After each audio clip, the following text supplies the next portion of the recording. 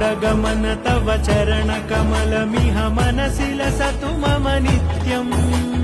गरुडगमन तव चरणकमलमिह मनसि लसतु मम नित्यम् मनसि लसतु मम नित्यम् मम तापमपाकुरु देवा मम पापमपाकुरु देवा मम तापमपाकुरु देवा मम पापमपाकुरु देवा